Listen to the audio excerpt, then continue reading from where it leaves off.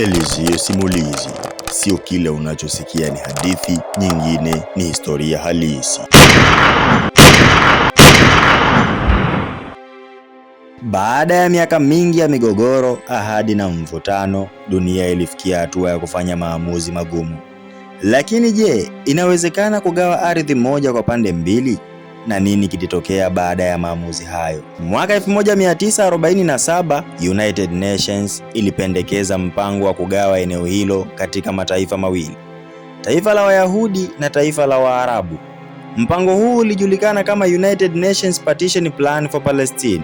Wayahudi walikubali mpango huu, lakini viongozi wengi wa Kiarabu waliupinga. Baada ya mpango huo, ghasia zilianza mara moja kati ya makundi hayo mawili. Mapigano ya ndani yaliongezeka, hali ikawa mbaya zaidi kila siku. Elizio Simulizi. Sio kila unachosikia ni hadithi, nyingine ni historia halisi. Tarehe 14 Mei mwaka 1948, kiongozi wa Kiyahudi David Ben-Gurion alitangaza rasmi kuundwa kwa taifa la Israel.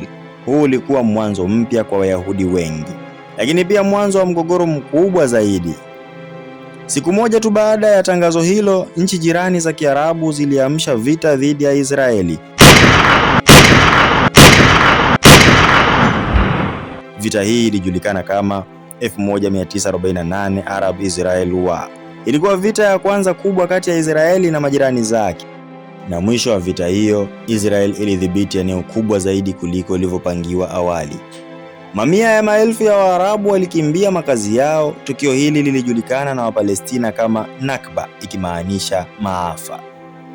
Baada ya vita, Israel ilithibitisha uwepo wake kama taifa. Mgogoro kati ya Israel na Wapalestina ukaendelea, na eneo hilo likawa moja ya sehemu zenye mvutano mkubwa duniani. Hivyo basi, kuzaliwa kwa taifa la Israel kulikuwa ushindi kwa baadhi na maumivu makubwa kwa wengine, na tangu hapo mgogoro huu haujawahi kumalizika kabisa.